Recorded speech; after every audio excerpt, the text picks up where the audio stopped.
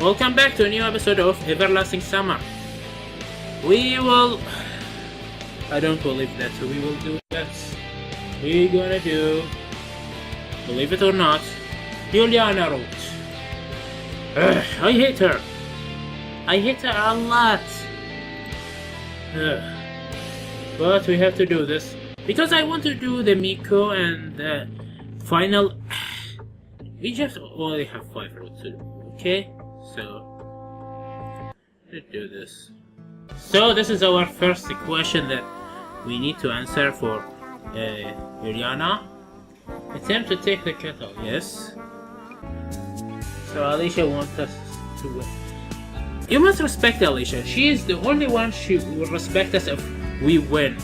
The other girls will like us if we lose. She respects winner, Alicia. At least this is something good about her.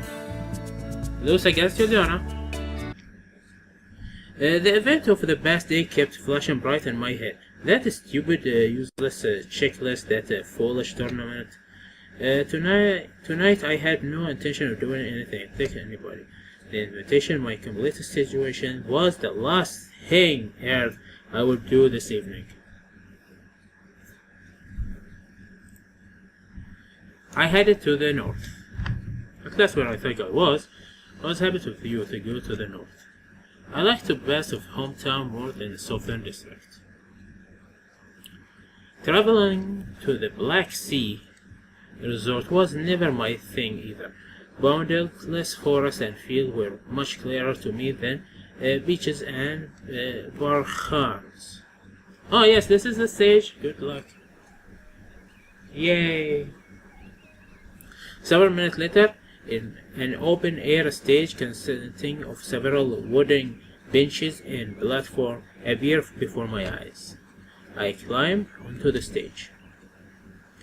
So much variable musical equipment, loudspeaker, microphone stand, and even a piano. I imagine a crowd of people in front of me, everyone screaming, "Yay!" shouting my name, myself blinded by the spotlight. Yeah, that was Alicia ending. I imagine a guitar in my hand and attempted to play along and strike a solo. I suppose I look pretty funny from a strange point of view, a weird guy swinging his arm on stage, jumping around like an ape and making faces. I hope no one can see me here. Hey! Beeped up from somewhere above. Look at this. They make a move. I look up at the Ulyana hanging over the beam under the stage ceiling. And what are you doing here? I'm just... Denial is obvious and faulty. So you saw it, didn't you? I said in frustration and turned away. Ah, I see. I wasted guitar talent in you. I said nothing. Hey, come on. Don't frown. It was funny enough. She giggled. Funny enough, huh? I huffled. Yeah. Ulyana answered calmly. Come up here, dude. Where to? To me! I ain't gonna get up there. Don't even try to convince me. Not that I have a fear of heights, it's just that climbing up there is pointless, isn't it? No! Just get here! Over here! I felt my bone that something was going wrong, but still slowly headed her way. When I found myself standing under Ulyana, she cried out, "Catch me!" Oh! And jumped. Thousands of thoughts flashed through my mind in an instant. How will I catch her? Is it worth trying? What if she died? What if she breaks my something? Why the hell does this happen to me? That's her own fault, no one fooling around. Wow, that number of thoughts come and go within a blink of an eye. When so many years are not enough to come up with a single idea. At last, logic and self-organization innocent won the battle and stepped back. And this is the end. Simone died.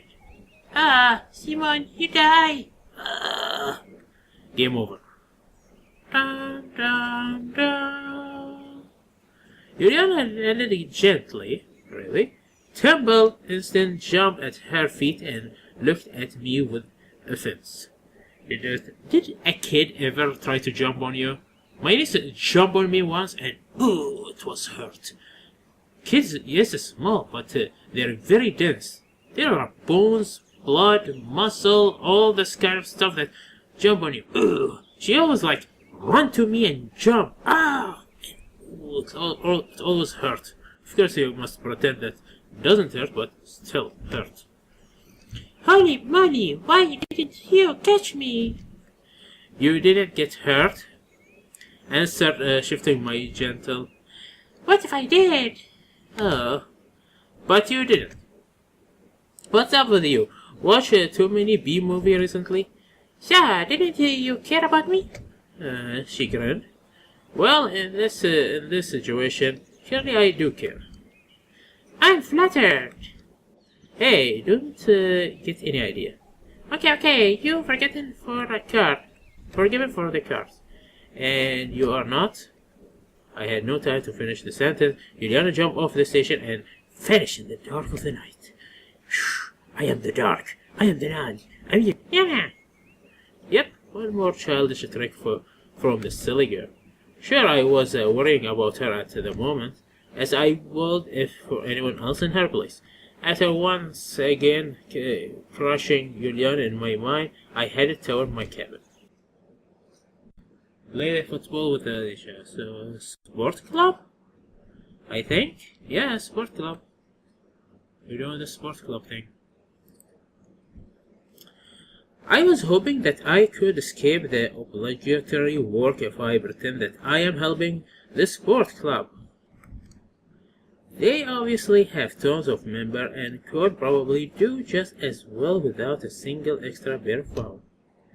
However, I'd better visit the sport ground at least to check it there, just in case Olya finds out that her ideal pioneer slacked off and dodged community service. You never know. I could imagine worse punishment than a public telling off at a party gathering. I wasn't really planning for that to happen. All of a sudden, I saw no cleaning, painting, or repairing but football match. They were playing 5 against 6. Yahoo! I took a closer look at the player and recognized Ulyana. Look at she do the swing kick. I won't interfere, I just watch. The team was obviously mismatching. One team consisted of entire young kids that look about 12 years old. The other team consisted of entire teenagers. Besides, they had one extra player, Ulyana. Mind you, what can just one extra pioneer, moreover one girl do? Soon enough, I realized that I was mistaken. Ulyana had a good dribble technique, cutting through the defense one by one. She's a Messi of Russia. She obviously likes teamwork skill, but they weren't even required at that level. She scored with a dribble regularly. I came closer to the bench. Hey, come and join us. They are short one man on their team. I guess that's what counts as a community service here. We already finished everything, she said, Ulyana sounding insulted. I looked over the sport ground again.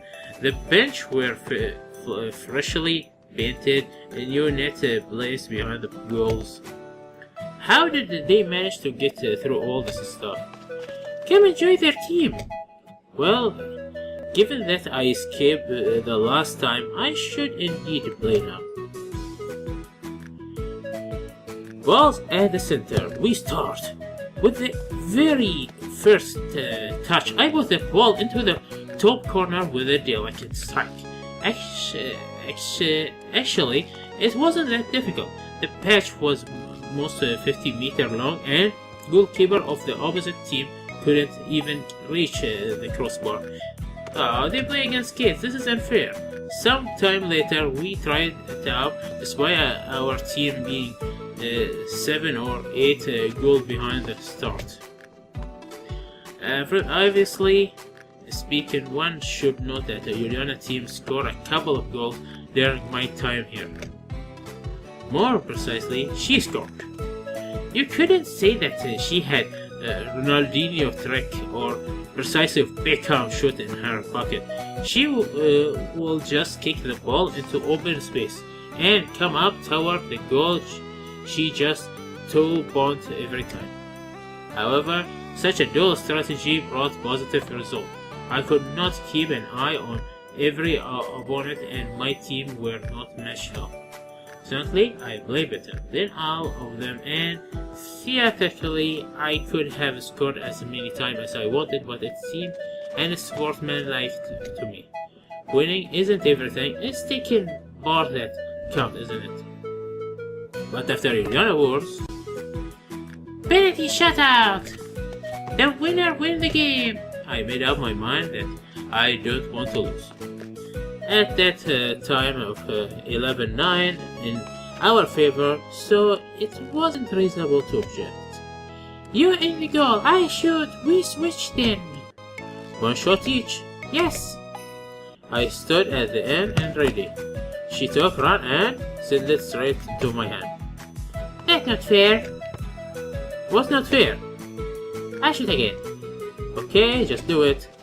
I said smile. A second shot would go better in rugby. One more time? Absolutely not. She sniffed. But you should never score a goal against me. We'll see. I put it to the lower right corner of the goal with a perfect kick. She didn't even move. However, there was no point. Penalty kicks like that are uncatchable. It looked like I won.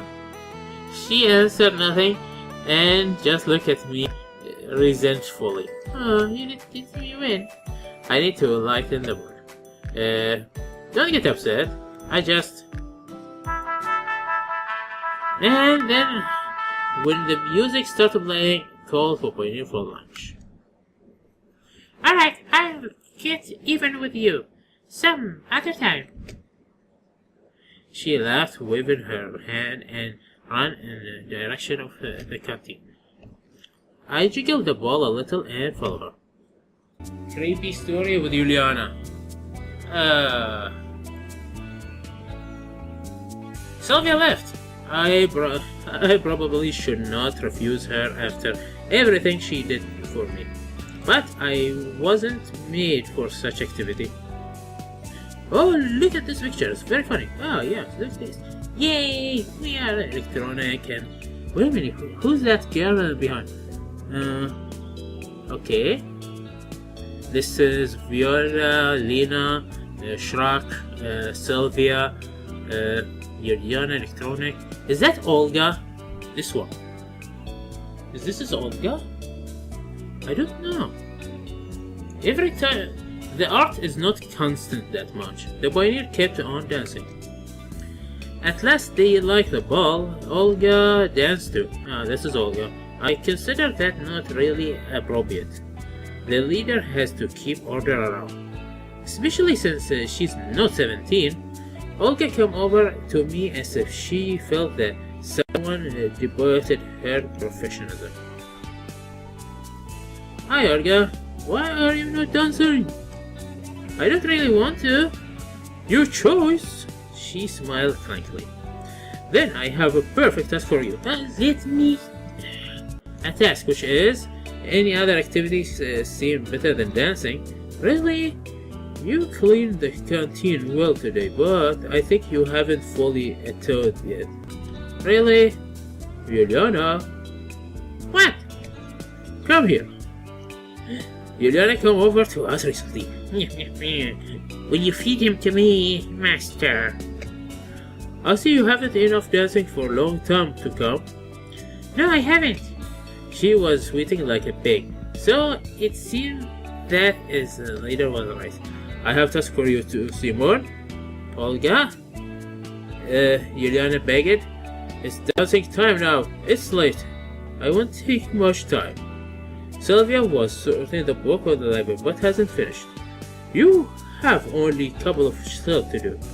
But no buts. For goodness sake, we are dancing, we are partying. Can we tomorrow? I don't like public work, but dancing? I'm ready. Good job, Simon, that's my boy. A real pioneer, you should follow his example, Ulyana. Ulyana didn't embrace such example though. So do it. The whole camp is relying on you. I remember this. She hesitated. Seriously? Camp's evening is beautiful.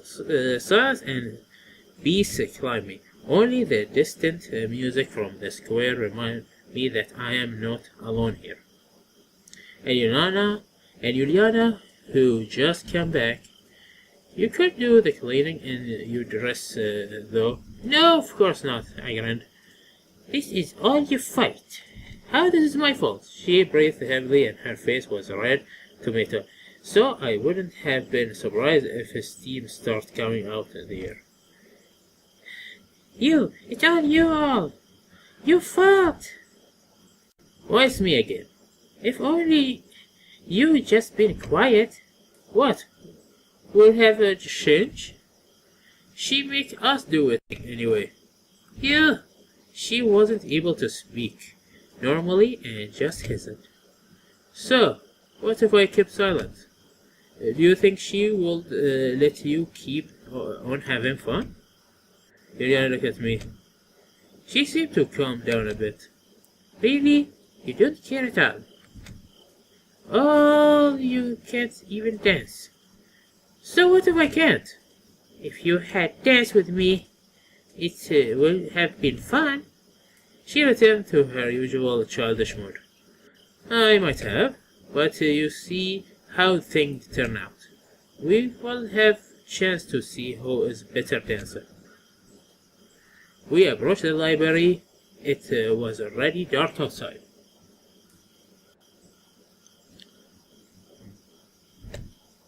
I was slightly surprised by Olga's request, or more like an order, to sort the book at night. This is so bizarre, so random.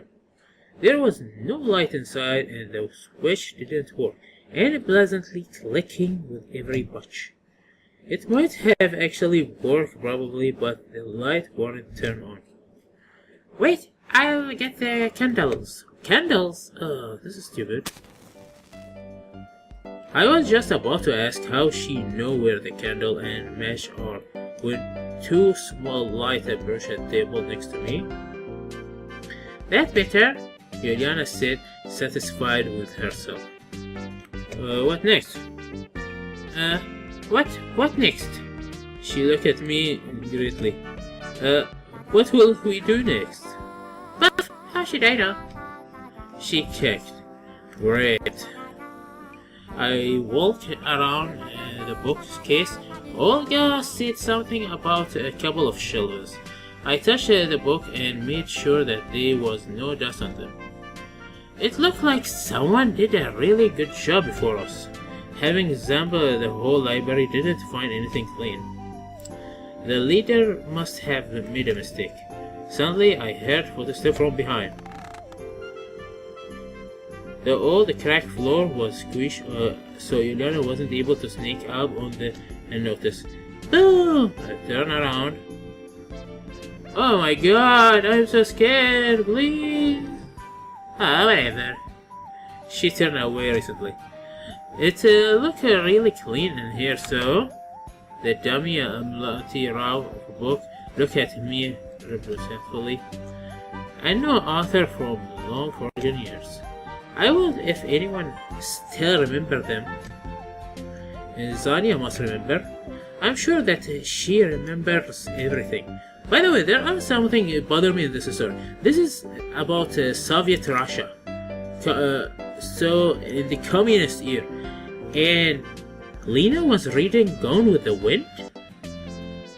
I think Lena or Alicia like, wait, this is an American novel. How this was in community country? It just doesn't strike me. It doesn't make any sense. Okay, sit down. Ulyana moved a chair over to me. I sit on. So what next? Let's tell a scary story to each other. We have 2 chairs and 2 candles, so there could be 2 stories, one mine and one yours. Okay, I agree with those thinking. I hadn't the slight intention of going back to the dance, and going by my experience, there was nothing to do in the camp at night. Especially as I know a couple of nice stories which will be able to really scare Ulyana. And that was awesome. You first. Okay. She made herself comfortable, embraced the chair back with her arms, and moved the candle as close to her face as possible. Once upon a time, in a village far away lived a boy, just a normal boy. He went to school, played with other children. There was nothing special about him. One day he made a bet with his friend that he wasn't scared to go to the abandoned house. Ulyana left a long breath. So what was that house? Don't interrupt me! Invented a little reply. She bore her lip and continued.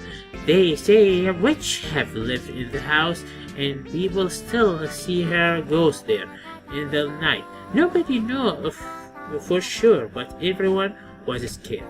The boy had said that it was all nonsense, and he was ready to spend a whole night in there.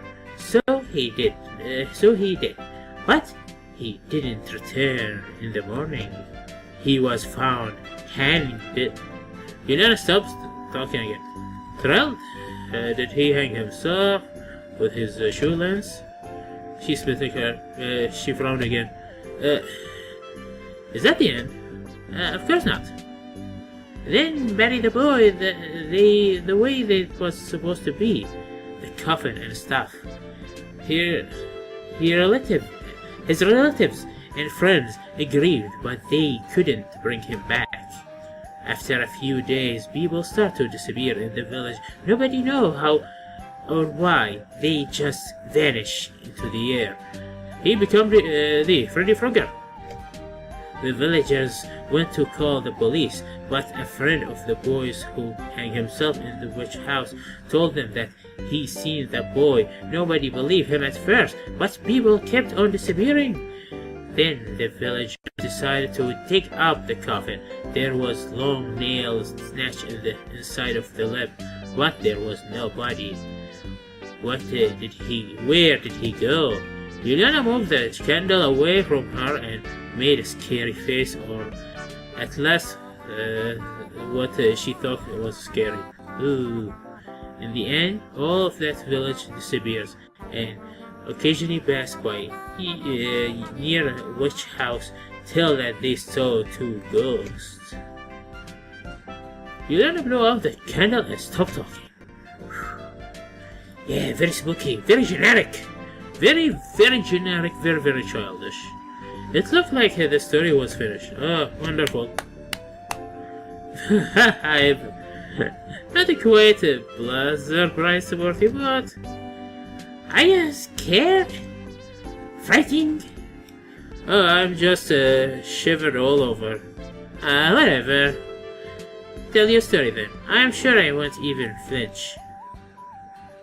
I collect my thought and decided to tell a story I had read on a blog on mine a few months back. He was quite a good storyteller. At last I like his style, so successfully was currently. I currently didn't remember the story word by word, so I told it with my own words. There are faraway space station in the last boundary of humanity, located on the border of the hostile civilization, the 3rd month of the Castor Fire. It couldn't be really called a case fire, more than like not at war. A small group of survivors in extension belongs like. On one hand, they can't retreat, leaving their output. On the other hand, they understand that they won't last even a minute if the enemy attack. Despair is the best word of describe their situation. The food is running out. There is ammo only for a few shots, which is only seem like a grating firework. There is only plenty of air and water, owing the regeneration system. People didn't talk to each other for weeks at a time. They may just not see the point of wasting their time on communication while death is at door, or behind meter thick situation armor of precise. It is really better just to wait for the rescue or enemy attack. Both outcomes will lead to the end of the torture. This situation looks like a chess game against an invisible opponent. It is hardest part in game. Any wrong move will lead to the defeat your or your enemy. But does the enemy know about it? They may be afraid of making wrong move too. Meanwhile, the humans may move their king, but only one square forward and then one square back again. Any other move will automatically lead to defeat. A step forward is an involved threat to attack, and a step backward is reliable and necessary to defense. The game will be much easier if the opponent was sitting in front of you. Even an experienced chess player can't hide nervous eye movement, the occasional drop of a sweat and a shaky hand. On the one hand, everything is futile. Everyone realizes that the situation is hopeless because no one will decide to make a move to escape the immediate effect. On the other hand, when seeing an opponent in the front of you, understanding that he is totally like you and can make a mistake, you can more easily take everything. The opponent may feel the same difficulty. There are the circumstances of the few men and women on the edge of the universe. There were no order from headquarters for several days, though the last order had contained nothing useful, only the usual demand of keeping defending. One square forward, one square backward, and a swinging of an internal pendulum. At the beginning of the 4th month of the command decided to retreat. He reasoned that the life of his soldiers are more important than that mythical idea of humanity. No one will judge him for this. Moreover, they can't change anything. The preparation don't take much time. The greatest assist you can save from a sinking ship is your life. The whole station crew board the rescue vessel. The launch square start 3 to 1 and nothing. The bay door don't open. They send mechanics to check for malfunctions, but they don't find anything. The doors should open, but they don't open the second time or the third time. The commander ordered his crew to leave the station and rescue boat, but they can't launch it either. They explain it as a technical malfunction. The crew tried to communicate with headquarters in vain. After a few days, the execution officer noticed that there is nothing on the radar, nothing at all, no planet, no asteroid, no enemy ship, just endless darkness. They ran out of food in months. Everyone thinks that that is the end, but no one died. Not after a day, a week, or even after months. As if there is no need for food to sustain human life. At this moment, the majority of the crew gone insane. Some of them just stay in their room and pray. Some wander around the station. Some try to commit suicide. but neither point-blank shot with plasma gun, nor hydro tank driver, nor even simple slitting the vein bring no result.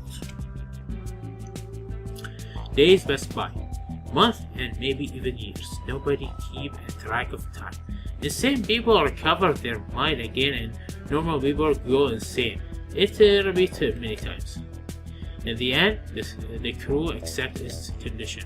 They start to make occupation, theatrical staging, sport tournament, reading of self-writing book. A lot of family couples appear and many more break up. It is the infinite flow of time and a closed loop of human life, and only the darkness on the radar reminds them of the emptiness outside. But there is emptiness inside the station too. In the end, people stop living. They just lie on their room and sleep. Not 24/7 at first, but the time go by, they learn to fall into trance. Every person has his own dreams.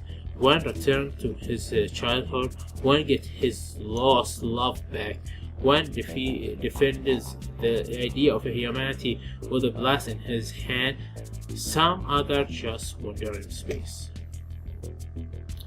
Shabby from a skirmish with the enemy, a rescue vessel docked with the station, the board square got inside. The whole station looked like a piece of scrap metal which has floated in the space for thousands of years. The reaction had shut down a long time ago. There were marks of the laser shot on the wall. The equipment was all smashed. They found decayed skeleton of people who died horribly defending the fort of humanity in almost every room. And only one cryptic message sent to the headquarters implied that something was wrong. "Save us! We just want to die." I finished the story and looked at Ulyana. Her face was consumed by darkness. So, that's the story. I blow off the light. Ulyana shrieked, rose up, and threw herself toward me. We fall on the floor. "What's up with you?" "Nothing." Her voice sounded very scared. Looked like my story hit the jackpot. Was actually a very good horror story. Let me check something for a second here. Yeah, 16 minutes. We have 26 minutes before ending this video. I mentally congratulate myself. Ulyana wasn't having fun though. She embraced me, shivered, and stopped. What's wrong with you? You really silly thing. I butted her head. It's just a story. It's just a story, it's not real. You and your stupid stories. Maybe gaming stories. Hey! Drop the title of my channel. Ulyana, cuddle up me more. Were you that scared? Yeah. Frankly, I didn't expect such an honest answer from her. Everything alright. Time healed all wounds. She'll calm down. Listen, Simeon. What? Never mind, it's nothing. She buried her face in my chest. Minutes pass? Okay, I understand. Maybe we should go. I listen. Ulyana snorted quickly. Hey, wake up. Can you even fall asleep from fear? Wake up, I said, in reaction. I said wake up. Ulyana currently didn't wait more than 40 hours, so imagine yourself lying under such weight. It's really not easy to stand up. You would think that Ulyana was dead if not for her breathing. Currently, she makes more effort. But then I wake up her and we start again. Such an inavailable situation. There is the option to wait until she wakes up by herself, though. She currently wants to sleep all the way until morning after such a story. I look through the window at the stair sky. I wonder if there really is a distant outpost with the ghost crew. My eyes slowly closed, and the moment I fell asleep,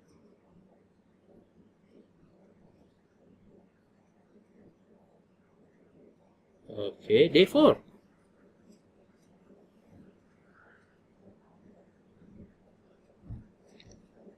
I felt warmth in my dream. It happens sometimes. Your brain is not completely awake yet, but you still feel the sun shining in your eye. And when you wake up, you blink sometime and get used to the light. It was a wonderful morning. The birds were singing, the air was fresh, and the whole breath of the daylight. I stayed in bed for some time longer, but something was not quite right. All yesterday evening flashed through my mind. A scared, not scared story, Ulyana. She's still there. Who's cuddling up Kylie and snort not quite a little girl walk. But I didn't worry at all. After all, it is still early. Surely do not less than 7 or 8 o'clock. Who want to go to the library that early? I stood back and looked at the window. Zanya, I think. In a couple of minutes, the sun will hit right in your eyes, and when you're gonna wake up. How did she manage to hug me so tightly? Indeed, I couldn't free myself at all. Theatrically, I was ready to spend 1 or more 2 hours lying this way, but suddenly I heard footsteps. Sound like trouble. Wake up. Do you hear me? Wake up. Started falling.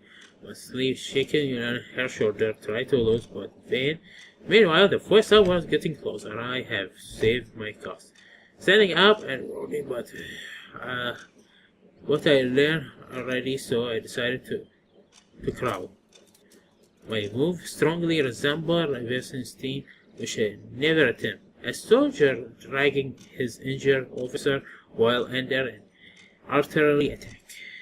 The officer is unconscious, the soldier is exhausted, and the layer of barbed wire surrounds them.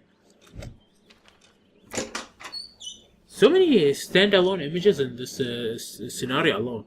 I barely managed to catch behind the bookshelf and hide Ulyana were doorstep. Zania was standing in her doorstep. She seemed to bit over coming to her work, since she is coming in and cracked down. Wait! I heard a familiar voice. A visitor, so she indeed does have reason to come here. Why would she come yesterday or today, but later? Science waits for nobody. Science.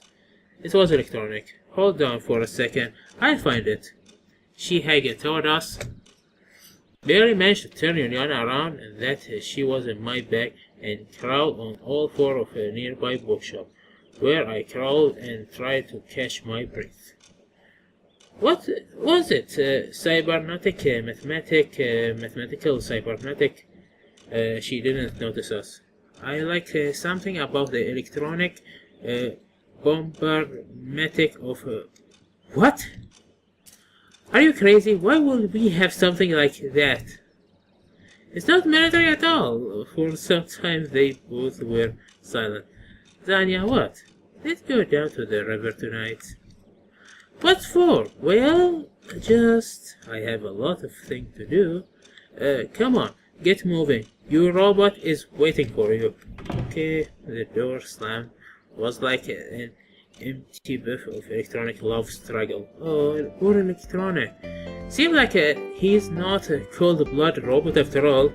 I shrugged quietly. Anyway, laughter seemed to be, and we have to skip library somehow. Waiting until Zania go to the breakfast seemed to be the easiest solution at the moment. She commutes labor work after all. Not one of electronic mythical robot. She has to be at least eating something. Meanwhile, Ulyana wasn't going to wake up. At last, she's not snoring anymore. The library was silent. I didn't see Zania, but was more or less satisfied with the situation. All of a sudden, intermittent noises come from her desk, click, crack, and music started. The Soviet anthem. Just great. It will have been alright if not for Zanya, who started the singing along. United forever in a friendship and labor. Oh fuck, she's so communist. I could only envy her a patriotic feeling. And fortunately, she had some vehicle issues. The Soviet pop scene definitely didn't miss out a star called Zanya. Oh, the anthem ended and the unfamiliar voices started to talk about the overachievement of 5 years plan of crop harvesting. It was a radio, obviously. I started listening, thinking maybe they would say something interesting. But after the list of arrogant key achievement, the voice started to disappear and was gone to few minutes. Signal? Probably. Zanya stopped up and head toward us. The situation hit rock bottom. I managed to unleash a grip of titanic struggle. I was free to go, but was so cramped from all the crouching that I didn't have strength to get up. It's time to prepare for the worst, starting in silence. Suddenly, the steps stopped. Seemed like Zanya was standing on the other side of the bookshelf. I heard some sound of book rusting. Probably she looking for something. She took a book and returned to her desk. The door slammed open. Simeon! Oh fuck! Have you seen him? Olga was definitely out of breath. Ulyana! No? Lenya answered with a surprise. The door was slammed at loudly as previously time. Seemed like everyone looking for us. Zanya was starting to look around the library. But firstly, how many times this will happen? The bell sounded and decided calling Pioneer for breakfast. Zanya, being a punctual person, decided not to linger, and after a library a few minutes, there was only me and Ulyana in the library. Then it was time to decide what to do with her. No longer afraid of being caught, I bent down and shot her eye. Wake up, Eggy Bakery. She jumped and started to look around. I love the face she gave. Notice me, Ulyana, and I was.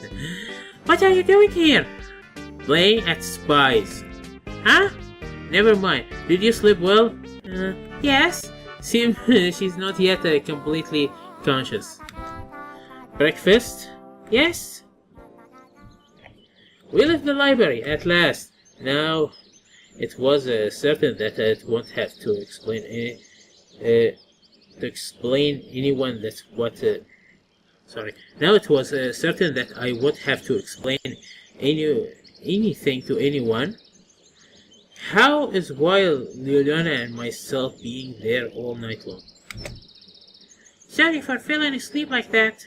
Oh, you acting like you're not on purpose. Alright, it's your fault for seeing this horrible story. I guess my words sounded too insensitive because she looked at me with disbelief. Wait a minute. What were you doing there all the time? You wouldn't believe me. Wait a moment. That mean? Ulyana giggled, stopped away and mentioned loudly. I am the first for breakfast. Not a big surprise after such a deep sleep, I said, but Ulyana already couldn't hear me, being so afraid. I was usually crowded for the canteen. Of course, there was no other place in camp that Pioneer loved as much as the canteen, but why were they all crowded on the porch? I came closer and tried to find out what happened. It looked like the whole camp had gathered at the porch. There were all the familiar girls, Olga and Kronik. Where on earth have you been? I waited for you all night long, have been searching since early morning. Ulyana told me that you left the library together yesterday. I looked at Ulyana. She was grinning urgently. Well, deal with this later. But I was stopped by Olga. And you, Simon, please stay here. Yeah? Will you care to explain where you have been all night? Well, That was a thing I hadn't thought about. True, that couldn't have gone by unnoticed. I could have thought of some clear explanation to this, but I hadn't. Well, maybe and Ulyana were placing the book on the shelf, but then she left me there and ran away. I was stuck in there until morning. I was there, and I didn't see you there. I can't aware of that. Well, I left quietly. And why Ulyana telling me something completely different? What might that be? You know what her story are like? Yes, you might be right. The camp leader paced for a moment. Just don't think that mean I believe you. I didn't think so. Okay? We'll deal with that later. I won't forget. It's just more important to find Shrek now. Oh, yeah. Dismissed. So this is it for this episode. Next time we will go to save Shrek, and with of course Ulyana. But this is for next episode, so goodbye for now. See you next time. Goodbye.